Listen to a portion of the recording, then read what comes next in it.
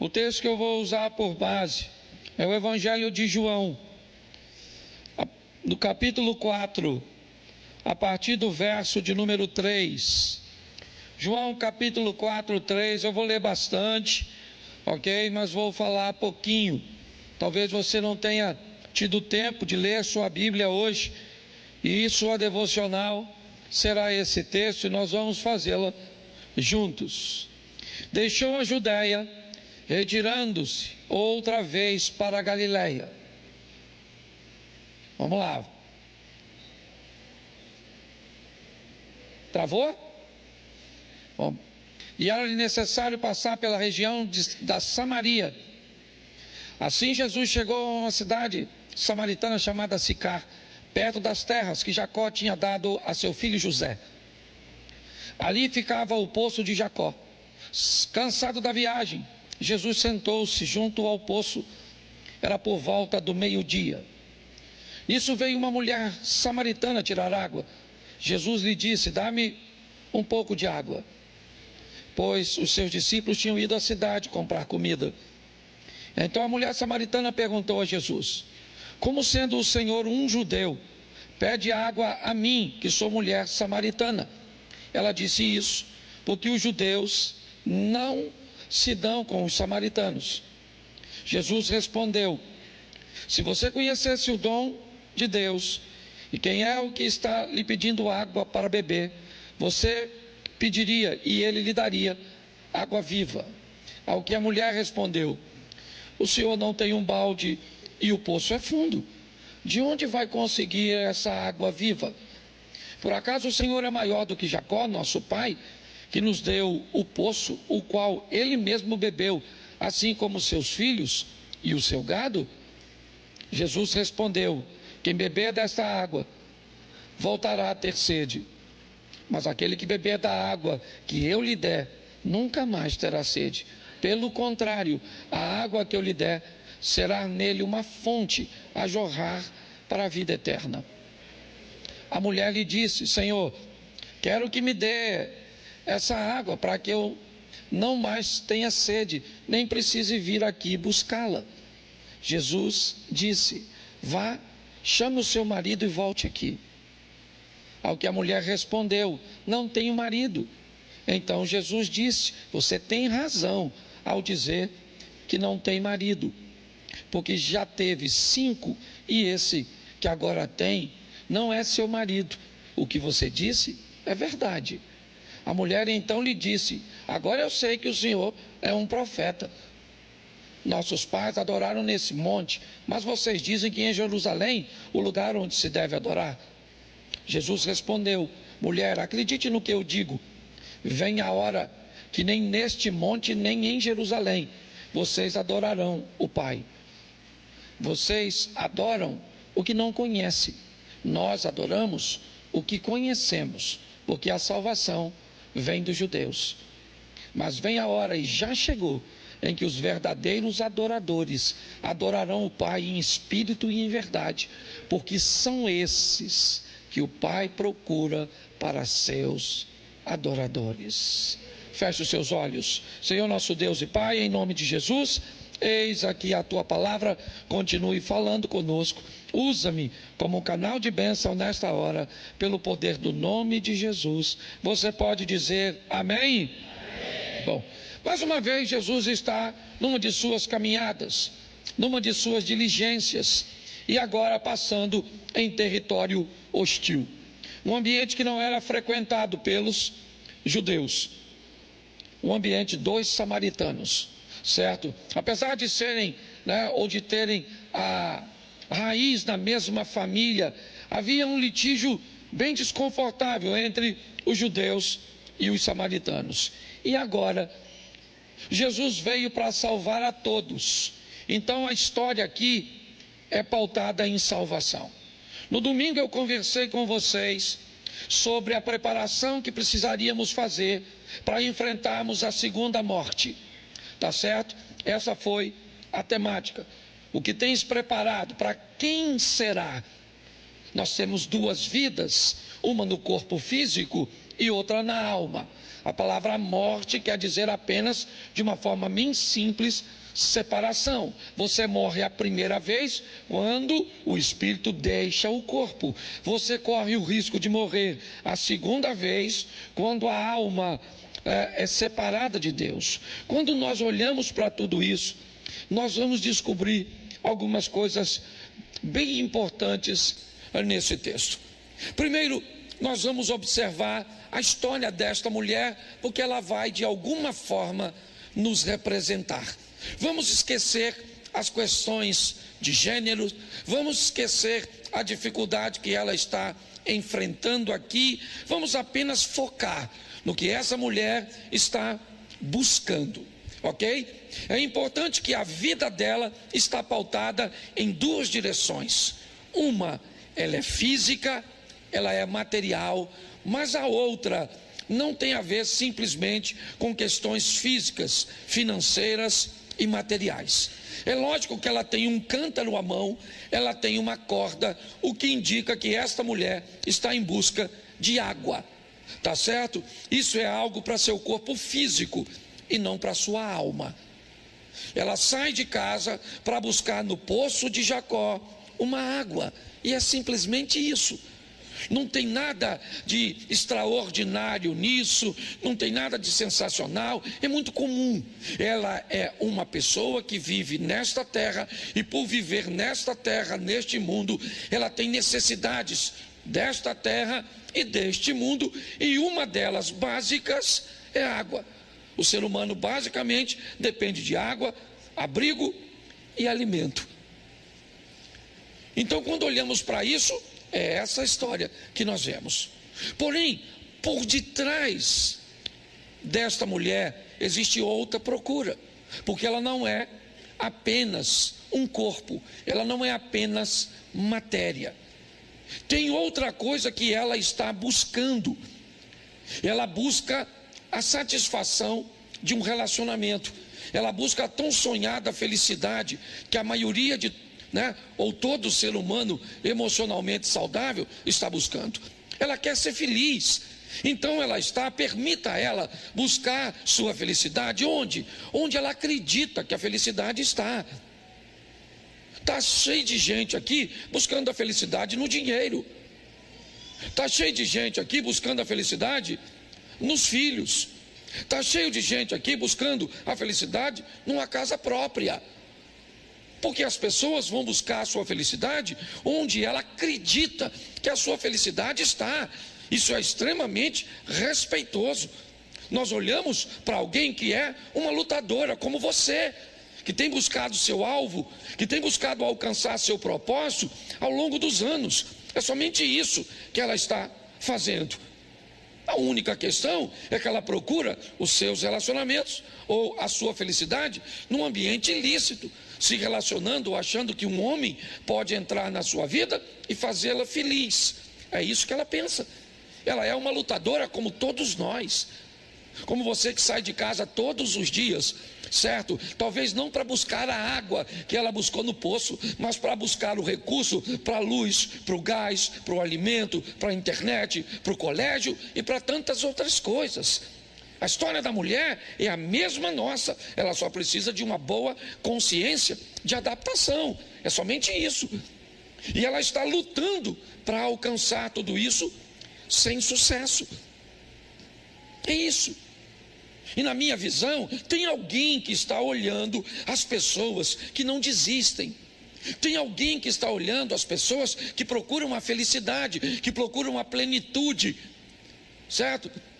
Que procuram ser felizes. Está certo. Quando esse alguém olha para tudo isso, ele tem um mensageiro neste mundo. Ele enviou seu filho.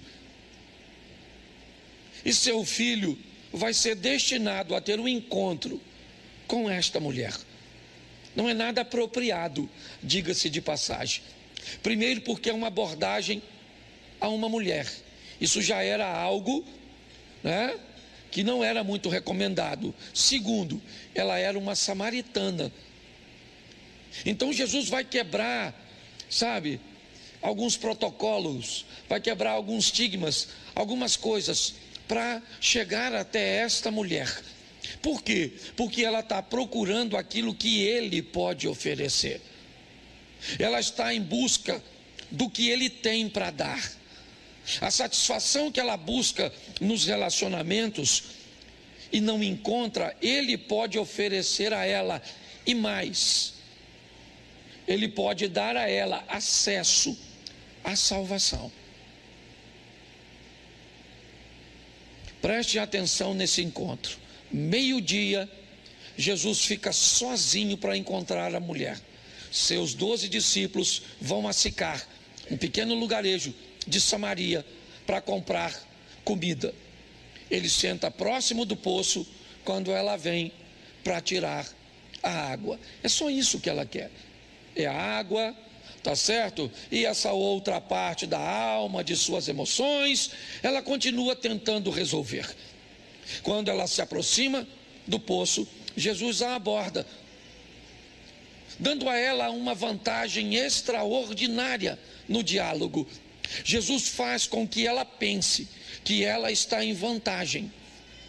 Quando Jesus diz que depende dela, ele põe ela em vantagem.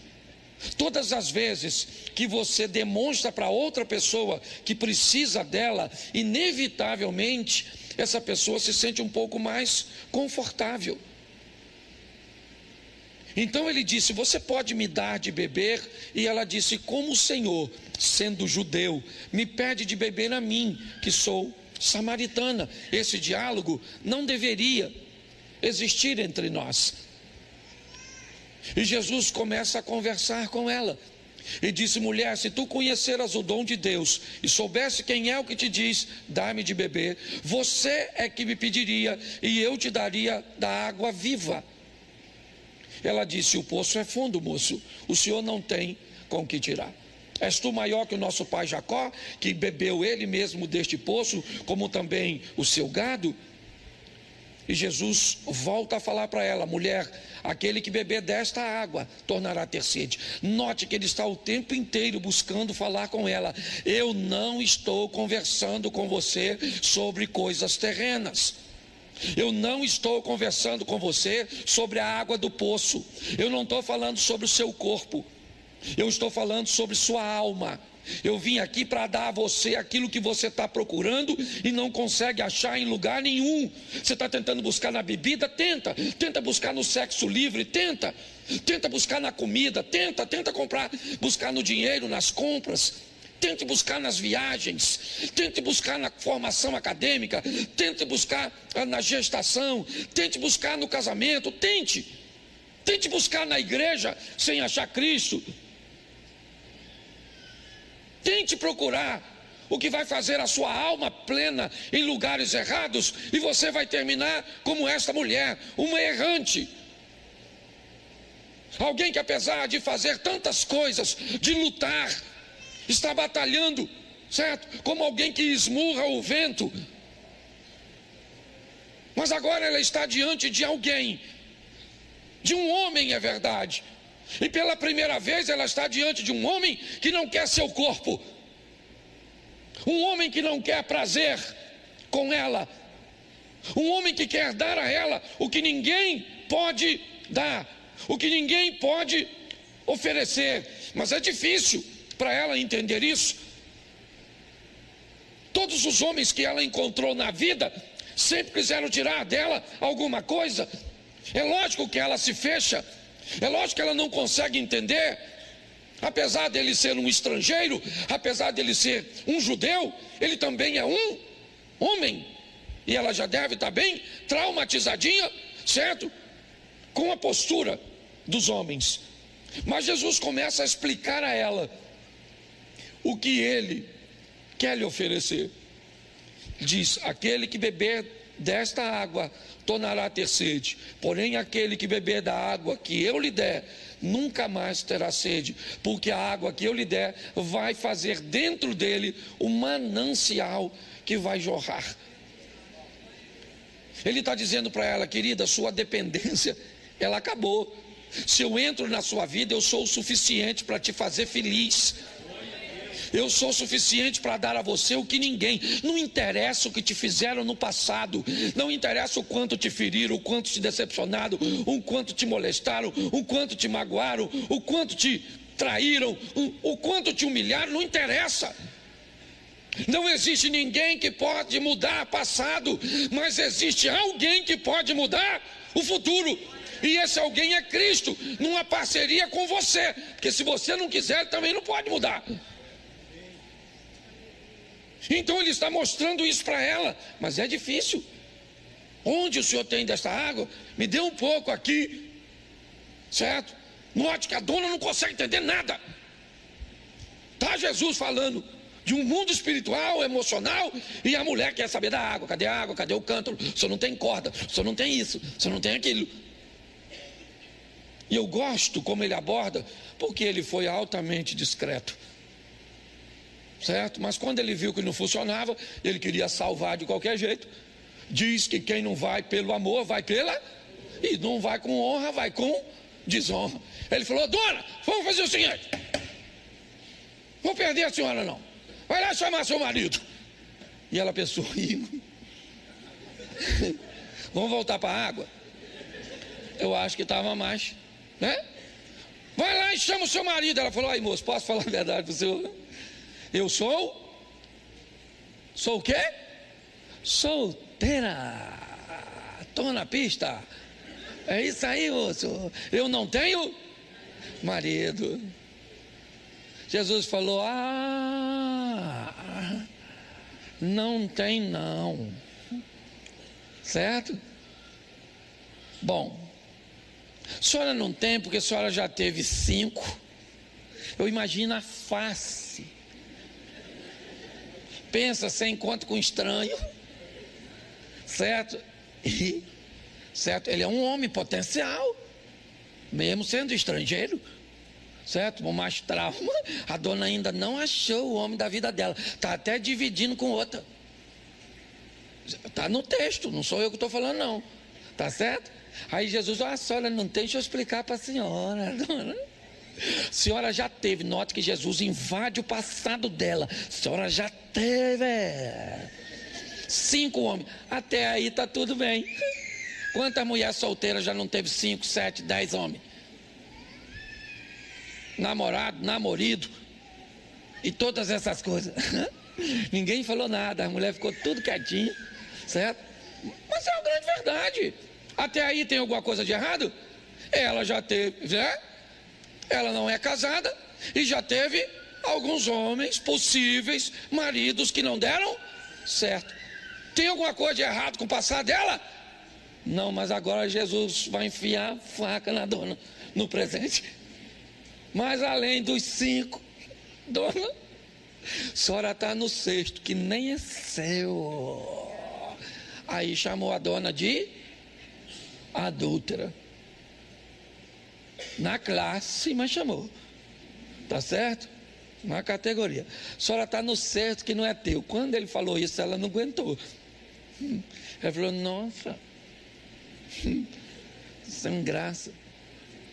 Eu vejo que o senhor é profeta.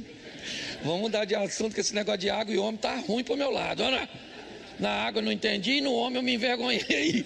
Então vamos ver qual é a próxima opção.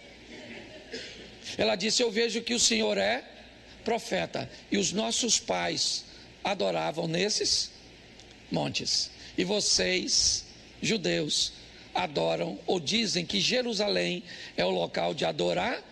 Bom, ela foi buscar o quê? O que ela foi buscar no poço? Ela foi buscar água, sim ou não?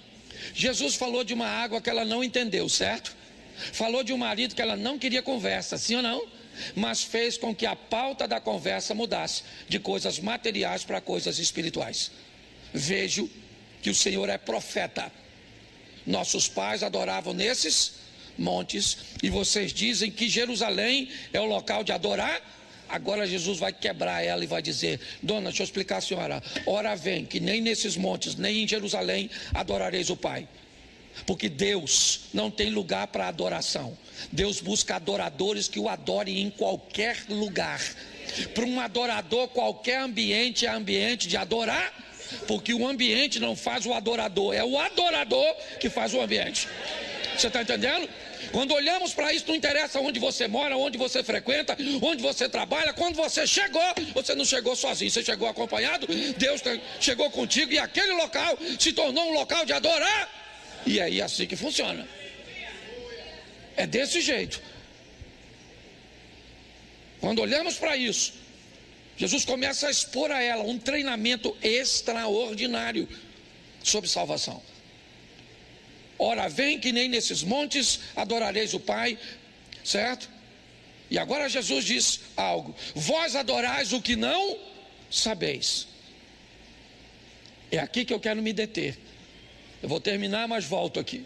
Vocês adoram o que não conhecem. Vocês não sabem muitas coisas a respeito do assunto mais importante da vida de vocês, que é a salvação, que é ter um encontro para vencer a segunda morte. Vocês adoram sem conhecimento. Nós adoramos o que conhecemos, porque a salvação vem dos judeus.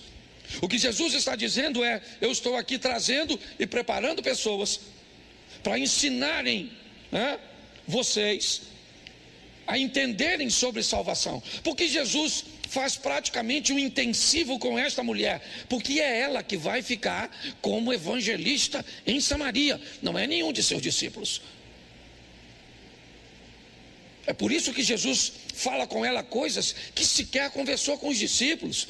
Uma conversa dessa: ora vem que nem nesses montes, nem em Jerusalém adorareis o Pai. Talvez se essa frase fosse dita a Pedro, ele não teria reclamado de ter que ir conversar com Cornélio. Com Ananias, ele não teria restrições para ir até Paulo. Certo? Essa é a grande verdade. Mas Jesus está falando com ela de conhecimento. Hoje nós temos que lidar como pastores com pessoas que passam dezenas, talvez centenas de horas por semana, escutando todo mundo, ouvindo todo mundo. É todo tipo de teologia, entendeu? É um apagão que vai vir. E estão cortando o cabo no ar, que todo mundo vai ficar. O pessoal chega na igreja, tudo. Que hora corta o cabo? Que hora? Sabe o que é isso? Eu aprendi uma coisa com o Padre Léo, falecido, Padre Léo da Missão Carismática, um dos maiores preletores que já ouvi na minha vida foi esse cara. E uma vez, certo, ouvindo uma palestra de Padre Léo, ele disse para mim, foi diretamente para mim, ali, sabe, eu peguei aquilo para mim: nunca diga vou assistir televisão, diga eu vou assistir programas de televisão, e selecione o que você vai assistir. Quem assiste tudo acaba não sabendo nada. Então, se você tem acesso à internet, cuidado, porque às vezes combater a quantidade de coisas que você escuta é difícil. E o sistema, ele é inteligente. O Lula falou uma frase extraordinária. Cara, como o cara pode ter um nível de sabedoria? Sabe o que ele disse essa semana agora? Que o Brasil não precisa investir em inteligência artificial, porque já tem gente demais inteligente no Brasil. Cara, eu fiquei assim, eu achei até que era a Dilma. Eu fui ver de perto, porque eu achei fantástico, certo? A frase. Pare e pense numa coisa desse tipo. O que acontece? As pessoas estão escutando tudo, sem avaliar praticamente nada, e nós temos 4 horas, 6 horas por semana para lutar contra tudo isso que você está ouvindo o tempo inteiro. É pouco tempo para gente. Eu já estou querendo fazer culto todo dia no projeto começar. Aí eu não sei mais se nós vamos ser crente ou vamos ser da igreja. Não é? Porque vem tanto na igreja que você nem mais é crente. Você é da igreja. É assim que funciona. Então Jesus começa a conversar com essa mulher, sabe? E mostrar a ela a dificuldade de conhecimento que as pessoas estão tendo. A dificuldade de entender a respeito de um dos assuntos mais importantes de sua vida, que é a vida eterna. Então ele explica para ela que se ela vai se tornar uma adoradora, não interessa se é Samaria, se é Jerusalém, não interessa se é no Egito, se é na Babilônia, se é na Pérsia, certo? Não interessa, certo? Um verdadeiro adorador, ele é um adorador em qualquer lugar e pronto. Posso ouvir um amém? Amém. E aí ele fala sobre conhecimento, e agora ele diz o seguinte, ele diz, porque o Pai anda buscando verdadeiros adoradores que o adorem em espírito e em verdade. Eu gosto dessa colocação por duas coisas. Primeiro, porque a minha visão espírito, adora em espírito, tem a ver com aquilo que é abstrato, com aquilo que não é palpável, né? Não vou usar uma palavra, mas é de uma forma simples. Falar pneumo não é minha intenção. É o abstrato, é aquilo que não se pode ver, sabe? Não se pode palpar, não é material. Quando ele diz adora em verdade, me parece que a tônica é mostrar com aquilo que é visível, com suas obras, com seu tempo, com seu dinheiro, com aquilo que é mais concreto, certo? Mas ele diz que o verdadeiro adorador é aquele que consegue adorar, certo, de forma material, palpável, visível, com boas obras, mas que consegue também adorar em espírito, ok? Entendendo o que é oração, o que é jejum, o que são aquelas coisas que nós não temos como palpar, com a sensibilidade das coisas espirituais. Me parece que é isso que ele está querendo dizer. Só que ele me dá uma informação tão preciosa nesse texto, que ele diz que aquele que adora a Deus em espírito e em verdade, ele é alguém que Deus está procurando. E aí eu vou te dar uma dica que para mim, certo, tem funcionado. Não é um único modelo, diga-se de passagem, mas eu aprendi, certo, talvez a lidar com ele para poder divulgá-lo. Você pode buscar a Deus, buscar-me-eis e me encontrareis, quando me buscardes de todo o vosso. Isso não é bíblico? Então existe um modelo de se relacionar com Deus. Que modelo é esse? O modelo da busca, da procura. Me procure nas madrugadas, certo? Nós temos ênfase a isso, mas eu quero te oferecer um outro modelo que também é muito bom e eficaz. Viva de tal forma que você se torne alguém que Deus está buscando. Se não está funcionando para você, pastor, eu estou procurando a Deus e não estou encontrando, então pare de procurar a Deus e se torne alguém que Deus está procurando, que se você não o achou, Ele vai achar você, pode ter certeza, certo? Se você teve dificuldade de encontrá-lo com esse modelo, talvez é simplesmente porque ele não é o seu. Entendeu? Talvez por isso você não achou. Pastor, mas eu procuro a Deus, eu me dedico, eu procuro e não sinto, eu não vejo. Então pare de procurar a Deus e descubra quem é que Deus está procurando e torne-se alguém que Deus está procurando. Isso tudo ele está transmitindo a uma samaritana. É isso. E ela vai entender perfeitamente. Quando Jesus termina de explicar isso, não é Samaria nem Jerusalém. Olha só, vocês adoram o que não conhecem. No final, ela diz, mas nós estamos esperando o Messias. E aí Jesus diz para ela, eu sou o Messias, eu que estou falando contigo. Ela já sabe. Depois que ela já sabe quem é o Messias, já sabe que um adorador não tem lugar para adorar, e já sabe que Deus está buscando adoradores que o adorem em espírito e em verdade. Sabe o que ela fez com o cântaro d'água? Que ela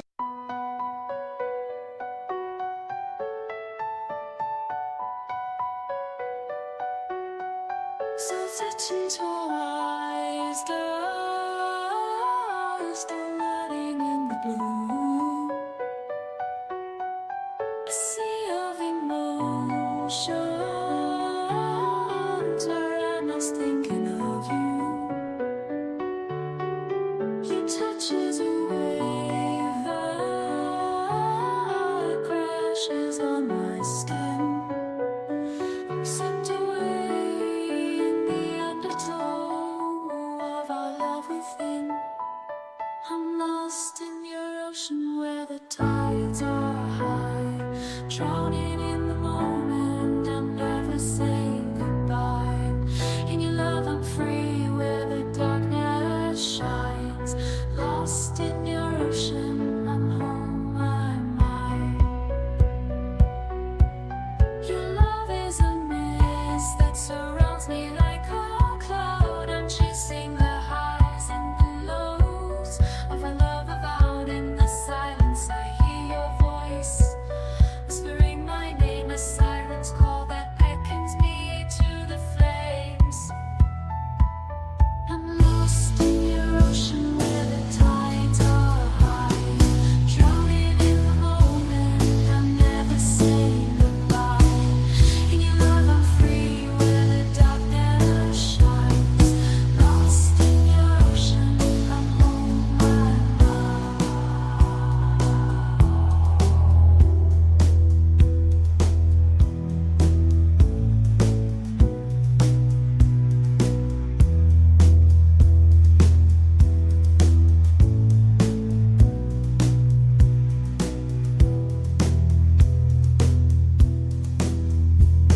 In the darkest night, you're my guiding light, a beacon in the storm that navigates me through the fight. Your love is a shelter where I can be myself, a place to call my own, where our love can wealth full, lush in trinitation, with a focus on the female. I'm lost in your ocean where the tides are high, drowning in the moment, I'm never saying goodbye. In your love I'm free where the darkness shines. Lost in your ocean, I'm home, I'm mine.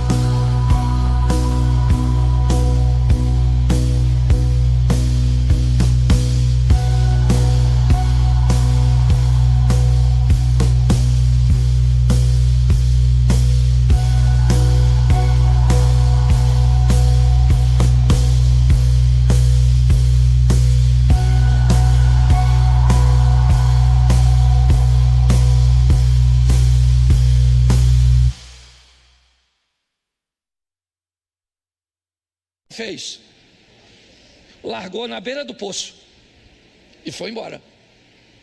Duas coisas essa mulher me indica. Primeiro, ela achou algo que não estava procurando: a água que Jesus Cristo oferecia. Segunda coisa que ela me diz: me espera que eu estou voltando. Prova disso é que eu deixei meu cântaro aqui. Certo? É isso. Eu imagino os discípulos chegaram, talvez ela também deixou o cântaro, por quê? Porque talvez os discípulos também não tivessem recipiente para tirar a água, Jesus não tinha, ela mesmo falou, também pode ter sido, né? E ela vai. Quando ela está indo, quem é que está vindo? Os 12 evangelistas, 12. Entendeu? Estão vindo. O que eles estão trazendo? Comidinha. Eles foram a Sicar, sim ou não? Foram a Samaria. Eles falaram que Jesus Cristo salva lá? Sim ou não? Não, já falei isso aqui. Mas a mulher foi lá e falou para os caras assim, chegou lá no meio dos homens, imagino eu. Falou: aí rapaziada, eu vim lá do poço agora, deixei até meu cântaro que eu vou voltar lá, mas eu acho que eu achei o Messias. Aí eu imagino a cara dos camaradas. Ô dona, com a vida que a senhora tem, a última pessoa que aparecer para a senhora era o Messias, tá? Ele não vai aparecer com gente da sua estirpe. A senhora não merece, porque tem gente que gosta de falar isso de nós. Tá? Porque você matava, você roubava, você se prostituía, você não era legal, você era isso, você era aquilo. Como é que Jesus te aceitou? Menino, vá para o inferno que Jesus me aceitou, e vá você e dá lembrança para o Satanás e me deixa quieto. Não dá vontade de nós falar? A gente não fala, mas para e pensa. Ela chega lá e diz para aqueles homens: eu acho que eu encontrei o Messias. Ele me disse tudo. A minha cabeça pensa muita coisa esquisita. E eu acho que só foram lá porque um daqueles caras pegava a dona antes. Eu fico pensando que se não foi isso, porque ela falou assim, ó, me disse tudo quanto eu tenho feito. Os caras falaram, maluco, deve saber de mim. Agora deu ruim, certo? E ainda acusou o casado. Vai que Jesus encontra com a esposa dele e denuncia. Eu só sei de uma coisa, quando eles estão comendo, quem é que vem andando? A mulher, querida, a dona do cântaro. E o que é que ela está trazendo? O que discípulo nenhum trouxe. Gente, para ser salvo por Cristo. Olha que coisa interessante esse texto. Quando nós olhamos para isso, eu fico pensando, primeiro, se nós sabemos a respeito de nossa salvação. No domingo eu falei, não vou repetir, mas eu vi alguém perguntar algumas coisas que me deixaram bem preocupado como pastor de uma igreja. Você sabe quais são os fundamentos da salvação? Se você, como membro do Projeto Recomeçar, fosse perguntado hoje por alguém lá fora, quais são os fundamentos da salvação para a fé que você professa? É importante esclarecer a você que, dependendo da escola que vai esclarecer esses feitos, isso pode se prolongar por 10 fundamentos, até 20 fundamentos. Você vai encontrar pessoas usando, certo, um número bem extenso, mas eu vou te dar 6, que para mim são suficientes, certo? Primeiro, para você mostrar às pessoas que conhece, ok, o caminho para ser salvo. Então eu separei 6 fundamentos da salvação, porque eu quero que esteja na ponta da língua da igreja. Que eu fico pensando, se alguém abordasse um membro da igreja que eu sou pastor e falasse sobre segunda morte e ele não soubesse, como vencê-la ele não soubesse, e perguntasse, você sabe os fundamentos da salvação, que são coisas básicas, ok? E a pessoa diria, não, eu não sei, ou se atrapalharia, e alguém perguntasse assim, quem é o seu pastor? Onde você caminha? Eu imagino a vergonha que nós seríamos. Então, se você gosta de anotar, eu acho que vale a pena você escrever, ou se você guarda, porque é fácil, e eu botei até numa sequência difícil de você esquecer, tá certo? Mas fundamentos da salvação. Primeiro, somos salvos mediante a fé. Então, o primeiro fundamento da salvação de um cristão é a fé. Sem fé é impossível agradar a Deus, e é necessário que aqueles que o buscam tenham fé. Segundo princípio da salvação é fácil. Se eu preciso ter fé, eu preciso depositá-la em um lugar. Então, o segundo fundamento da minha salvação é: em nenhum outro nome há salvação. E que nome é? Jesus Cristo.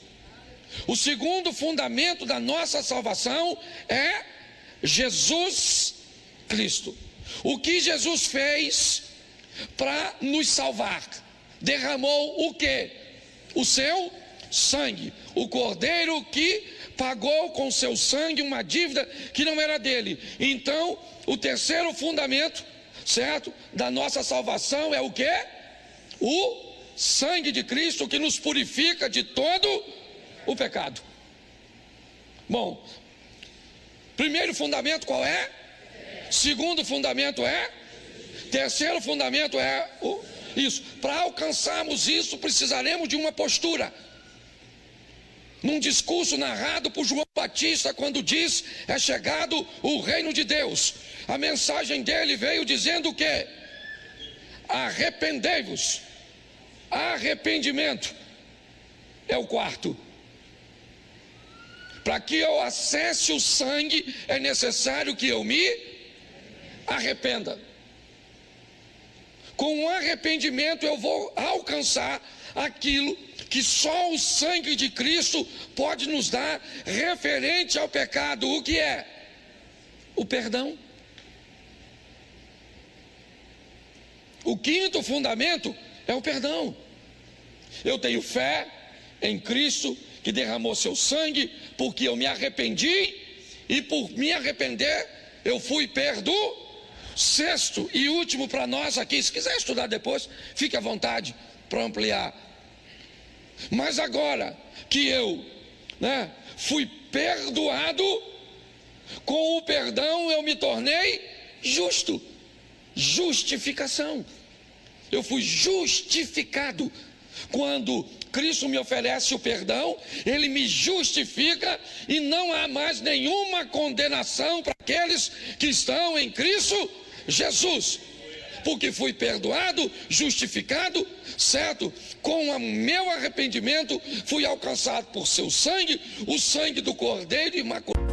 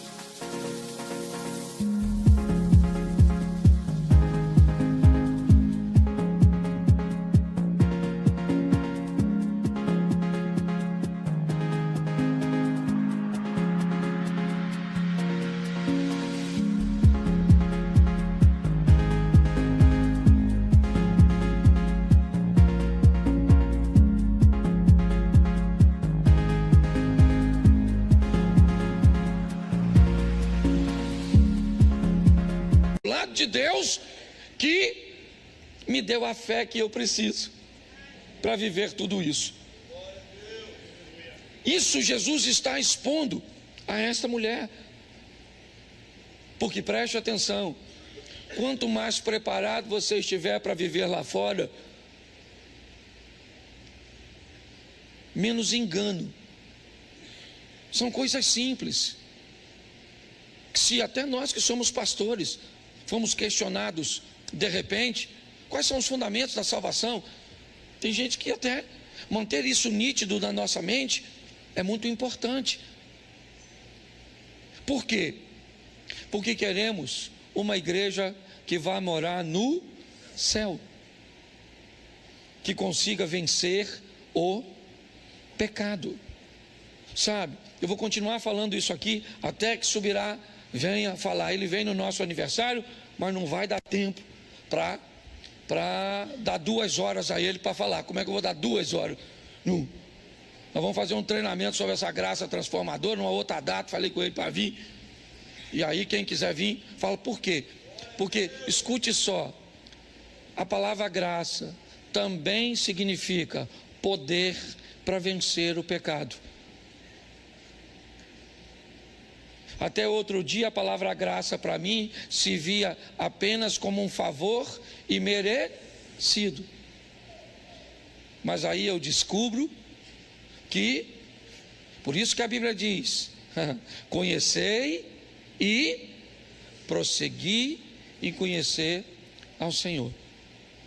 Aí eu descubro, depois de tantos anos, que muito mais do que um favor que não se merece, quando Jesus estava dizendo à mulher de João capítulo 8, vá e não peques mais, ele estava falando sério.